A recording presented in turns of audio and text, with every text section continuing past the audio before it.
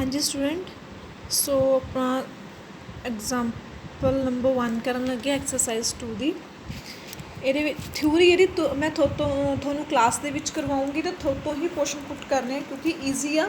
ਸੋ ਜਿਹੜੀ ਆਪਣੀ next class ਹੋਊਗੀ ਉਹਦੇ ਵਿੱਚ ਆਪਾਂ ਥਿਊਰੀ ਕਰਾਂਗੇ। ਐਗਜ਼ਾਮਪਲਸ ਮੈਂ ਇਹਦੀ ਵੀਡੀਓ ਬਣਾ ਕੇ ਪਾ ਰਹੀ ਹਾਂ। Show that the following equations are inconsistents. Okay, ਦੇਖਦੇ ਹਾਂ। ਗਿਵਨ ਦਿੱਤੀ ਹੋਈ ਹੈ ਤੁਹਾਡੇ ਕੋਲ ਇਕੁਏਸ਼ਨਸ ਨੂੰ ਆਪਾਂ ਇੱਦਾਂ ਲਿਖ ਲਿਆ। ਓਕੇ, ਸੋ ਇਹਦੇ ਵਿੱਚੋਂ ਏ ਕੱਢ ਲਈ, ਐਕਸ ਦੀ ਵੈਲਿਊ ਕੱਢ ਲਈ ਐਂਡ ਓ ਕੱਢ ਲਿਆ। ਠੀਕ ਹੈ ਜੀ, ਕੀ ਹੈਗਾ ਏ ਐਕਸ ਐਂਡ ਓ। ਸੋ ਆਪਾਂ ਕੀ ਕਰਿਆ, ਇਹਨੂੰ ਫਾਰਮ 'ਚ ਲਿਖ ਲਿਆ ਏ ਐਕਸ ਇਜ਼ ਇਕੁਅਲਸ ਟੂ ਓ। ਇਹੀ ਫਾਰਮ ਚੱਲਦੀ ਹੈ ਤੁਹਾਡੇ ਕੋਲ। ਫਿਰ ਇਹਦੇ ਉੱਪਰ ਓਪਰੇਟ ਕਰਿਆ, ਓਪਰੇਟ ਕਰਕੇ ਇਹਨੂੰ ਸੋਲਵ ਕਰਿਆ ਕਿਉਂਕਿ ਰੈਂਕ ਫਾਈਂਡ ਆਊਟ ਕਰਨਾ ਸੀ। ਕੁਐਸਚਨ ਨੂੰ ਕਰਨ ਦਾ ਤਰੀਕਾ ਦੇਖ ਲਓ, ਫਿਰ ਮੈਂ ਤੁਹਾਨੂੰ ਥਿਊਰੀ ਸਮਝਾਉਂਦੀ, ਫਿਰ ਥਿਊਰੀ ਤੁਹਾਨੂੰ ਈਜ਼ੀਲੀ ਯਾਦ ਹੋ ਜੂਗੀ। ਪਹਿਲਾਂ ਅਸੀਂ ਇਹਦਾ ਰੈਂਕ ਫਾਈਂਡ ਆਊਟ ਕਰਨਾ। ਰੈਂਕ ਫਾਈਂਡ ਆਊਟ ਕਰਾਂਗੇ, ਰੈਂਕ ਕਰਨ ਦੇ ਲਈ ਓਪਰੇਟ ਕੀਤਾ ਸੀ ਯੂਜ਼ਿੰਗ ਐਲੀਮੈਂਟਰੀ ਰੋ ਆਪਰੇਸ਼ਨ। ਓਪਰੇਟ ਜੋ ਤੁਸੀਂ ਇੱਧਰ ਓਪਰੇਟ ਕਰਨਾ ਉਹੀ ਚੀਜ਼ ਇੱਧਰ ਓਪਰੇਟ, ਯਾਦ ਰੱਖਿਓ ਇਹਦੇ ਉੱਪਰ ਓਪਰੇਟ ਨਹੀਂ ਕਰਨਾ, ਐਕਸ ਵਾਈ ਦੇ ਉੱਪਰ ਓਪਰੇਟ ਨਹੀਂ ਕਰਨਾ। ਜੋ ਇੱਧਰ ਓਪਰੇਟ ਉਹੀ ਇੱਧਰ ਓਪਰੇਟ। ਚਲੋ ਜੀ, ਓਪਰੇਟ ਕਰ ਦੇਗੇ, ਆਹ ਚੀਜ਼ ਬਣ ਗਈ ਤੁਹਾਡੇ ਕੋਲ।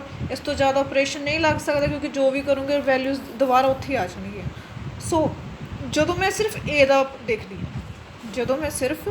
ਦਾ ਦੇਖਦੀ ਹਾਂ, ਕਿ ਮੇਰੇ ਕੋਲ ਰੈਂਕ ਕਿੰਨਾ ਆ। So the rank of A is only 2 and ਜਦੋਂ ਮੈਂ ਇਸ ਚੀਜ਼ ਨੂੰ ਐਡ ਕਰ ਦੇਵਾਂ ਨਾਲ, ਆਹ ਵਾਲੀ ਮੈਟ੍ਰਿਕਸ ਬਣ ਗਈ, ਫਿਰ ਮੇਰਾ ਰੈਂਕ ਕਿੰਨਾ ਆਉਂਦਾ, ਰੈਂਕ ਇਜ਼ 3। ਸੋ ਅਗਰ ਤੁਹਾਡਾ rank of this matrix is not equal to complete matrix, then the condition is inconsistent। ਕੀ ਹੋਏਗੀ? then the condition is inconsistent। Okay ਜੀ, ਆਪਾਂ ਸੈਕਿੰਡ ਐਗਜ਼ਾਮਪਲ ਦੇਖਦੇ ਹਾਂ।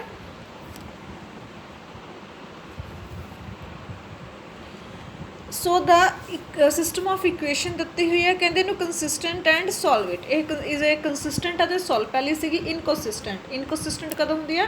ਜਦੋਂ ਦੋਨੋਂ ਮੈਟ੍ਰਿਕਸ ਦਾ ਕੀ ਆ ਰੈਂਕ, ਜਿਹੜਾ ਰੈਂਕ ਔਰ ਬਰਾਬਰ ਨਾ ਆਵੇ, ਉਦੋਂ ਹੁੰਦੀ ਹੈ ਇਨਕਨਸਿਸਟੈਂਟ। ਜਦੋਂ ਬਰਾਬਰ ਆਵੇ ਫਿਰ ਕੰਸਿਸਟੈਂਟ। ਹੁਣ ਦੇਖਦੇ ਹਾਂ, ਇਹਦਾ ਮਤਲਬ ਇਹਨਾਂ ਨੇ ਕਿਹਾ ਕਿ ਇਹ ਕੰਸਿਸਟੈਂਟ ਆ, ਇਹਦਾ ਮਤਲਬ ਬਰਾਬਰ ਹੋਊਗਾ। ਮੈਟ੍ਰਿਕਸ ਲੱਤੀ, ਉਸੇ ਤਰ੍ਹਾਂ ਏ ਲਿਖਿਆ, ਐਕਸ ਲਿਖਿਆ, ਇੱਧਰ ਆਪਾਂ ਕੋਲ ਓ ਆ ਗਿਆ। ਸੋ ਓਪਰੇਟ ਲਗਾਏ ਤੁਸੀਂ ਇਹਦੇ ਉੱਪਰ, ਓਪਰੇਸ਼ਨਸ ਲਗਾਏ। ਓਪਰੇਸ਼ਨਸ ਲਗਾਉਣ ਤੋਂ ਬਾਅਦ ਤੁਸੀਂ ਰੈਂਕ ਫਾਈਂਡ ਆਊਟ ਕੀਤਾ। ਦੇਖੋ, ਓਪਰੇਸ਼ਨ ਲਗਾ ਕੇ ਆਹ ਮੈਟ੍ਰਿਕਸ ਦਾ ਰੈਂਕ ਕਿੰਨਾ ਆ ਰਿਹਾ, 2। ਅਤੇ ਜਦੋਂ ਮੈਂ ਆਹ ਚੀਜ਼ ਨਾਲ ਐਡ ਕਰਕੇ ਸੈਕਿੰਡ ਮੈਟ੍ਰਿਕਸ ਬਣਾਈ, ਉਹਦਾ ਵੀ ਰੈਂਕ ਕਿੰਨਾ ਆ ਰਿਹਾ, 2। ਸੋ ਦੋਨਾਂ ਦਾ ਰੈਂਕ ਕੀ ਆ ਰਿਹਾ, ਬਰਾਬਰ। ਅਗਰ ਰੈਂਕ ਬਰਾਬਰ ਆ ਰਿਹਾ ਫਿਰ ਇਹ ਕੀ ਹੋ ਗਿਆ, ਕੰਸਿਸਟੈਂਟ ਇਹਨੂੰ ਅੱਗੇ ਸੋਲਵ ਕਰਾਂਗੇ ਆਪਾਂ।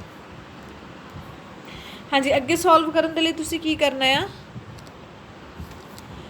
ਜਿਹੜੀ ਆਹ ਵਾਲੀ ਮੈਟ੍ਰਿਕਸ ਬਣੀ ਤੁਹਾਡੇ ਕੋਲ, ਠੀਕ ਹੈ, 1x + 1y + 1z। ਦੇਖੋ ਫਸਟ ਰੋ 1x + 1y + 1z is equals to 4। Second x 0 ਆ, ਸਕਿਪ ਕਰੋ। 3y - 4z is equals to -5। Then next ਸਾਰੀ ਚੀਜ਼ 0 ਆ, ਨੋ ਵੈਲਿਊ। ਸੋ ਇੱਥੋਂ ਤੁਸੀਂ y ਦੀ ਵੈਲਿਊ ਕੱਢ ਲਓ। 3y is equals to 4z - 5 and ਇਕੱਲੇ y ਦੀ ਕੱਢ ਲਓ, ਉਹ ਨੀਚੇ ਚਲੇ ਜਾਊਗਾ। ਉਸ ਤੋਂ ਬਾਅਦ y ਦੀ ਵੈਲਿਊ ਨੂੰ ਚੱਕ ਕੇ ਇਹਦੇ ਵਿੱਚ ਪੁੱਟ ਕਰ ਦਿਓ। ਸਾਰੀ ਇਕੁਏਸ਼ਨ ਕੱਚ ਆ ਗਈ x ਐਂਡ z ਦੇ ਵਿੱਚ। ਇੱਥੋਂ x ਦਾ ਆਨਸਰ ਕੱਢ ਲਓ, x ਦਾ ਆਨਸਰ ਕੱਢਿਆ। ਉਸ ਤੋਂ ਬਾਅਦ z ਨੂੰ ਪੁੱਟ ਕਰ ਦਿਓ k। ਸੋ x ਦਾ ਆਨਸਰ ਕੱਚ ਆ ਗਿਆ k ਦੇ ਵਿੱਚ, ਤਾਂ ਇੱਥੇ y ਦੀ ਜਗ੍ਹਾ ਵੀ z ਨੂੰ ਕੀ ਪੁੱਟ ਕਰ ਦਿਓ, k। ਆਨਸਰ ਸਾਰਾ z ਦੀ ਵੈਲਿਊ k ਹੈਗੀ, ਬਾਕੀ ਤਿੰਨੇ ਚੀਜ਼ਾਂ ਦੀ value in the farm of k ਹੈਗੀ। k is parameter. ਸੇਮ ਬਾਕੀ ਮੈਥ ਕੁਐਸਚਨਸ ਵੀ ਕਰਨੇ ਇੱਦਾਂ ਹੀ, ਜਿੱਦਾਂ ਮੈਂ ਤੁਹਾਨੂੰ ਇੱਕ ਵਾਰ ਓਵਰਵਿਊ ਦੇ ਦਿੰਦੀ ਹਾਂ। ਥਰਡ ਕੁਐਸਚਨ ਦੇਖੋ, 3 ਇਕੁਏਸ਼ਨਸ ਗਿਵਨ ਨੇ ਤੁਹਾਡੇ ਕੋਲ, ਤਿੰਨੇ ਲਿਖੀਆਂ ਆਪਾਂ ਨੇ। ਉਹਦੀ ਦੂਜੀਆਂ ਉਹ ਕੱਢੀਆਂ, ਮੈਟ੍ਰਿਕਸ ਬਣਾ ਲਈ ਉਹਦੀ। ਮੈਟ੍ਰਿਕਸ ਪਰ ਓਪਰੇਟ ਕਰਿਆ, ਓਪਰੇਟਸ ਪਰ ਇਹਦਾ ਰੈਂਕ ਦੇਖੋ ਅਤੇ ਇਹਦਾ ਰੈਂਕ ਕਿੰਨਾ ਆਊਗਾ, 3। ਇਹਦਾ ਰੈਂਕ ਕਿੰਨਾ ਆਊਗਾ, 3। ਸੋ ਦੋਨਾਂ ਦਾ ਬਰਾਬਰ ਆ, ਕੰਸਿਸਟੈਂਟ ਹੈ। ਫਿਰ ਆਪਾਂ ਉਹਦੀ ਇਕੁਏਸ਼ਨ ਚੱਕੀਆਂ, ਐਕਸ ਦੀ ਵੈਲਿਊ ਕੱਢੋ, ਜਿਹਦੀ ਤੁਹਾਨੂੰ ਵੈਲਿਊ ਈਜ਼ੀ ਲੱਗਦੀ ਹੈ ਇਸ ਟੇਬਲ 'ਚੋਂ। ਇੱਥੋਂ ਤੁਸੀਂ ਜਿਹਦੀ ਵੈਲਿਊ ਤੁਹਾਨੂੰ ਲੱਗਦੀ ਵੀ ਉਹਦੀ ਨਿਕਲੀ ਹੋਈ, ਉਹਦੀ ਵੈਲਿਊ ਕੱਢ ਕੇ ਉਹਨੂੰ ਪੁੱਟ ਕਰਕੇ ਐਕਸ ਵਾਈ ਜ਼ੈਡ ਦੀਆਂ ਵੈਲਿਊਜ਼ ਕੱਢ ਦਿਓ। ਠੀਕ ਹੈ, ਅਗਰ ਇਨਕਨਸਿਸਟੈਂਟ ਹੈ ਫਿਰ ਅੱਗੇ ਸੋਲਵ ਨਹੀਂ ਕਰਨਾ, ਅਗਰ ਕੰਸਿਸਟੈਂਟ ਹੈ ਫਿਰ ਤੁਸੀਂ ਅੱਗੇ ਸੋਲਵ ਕਰਨਾ ਹੈ। ਸਾਰੇ ਕੁਐਸਚਨ ਇਹਦੇ ਨਾਲ ਦੀਆਂ। ਅਗਰ ਕਿਸੇ ਨੂੰ ਕੋਈ ਡਾਊਟ ਹੋਇਆ ਤਾਂ ਮੈਨੂੰ ਪੁੱਛ ਲਿਓ।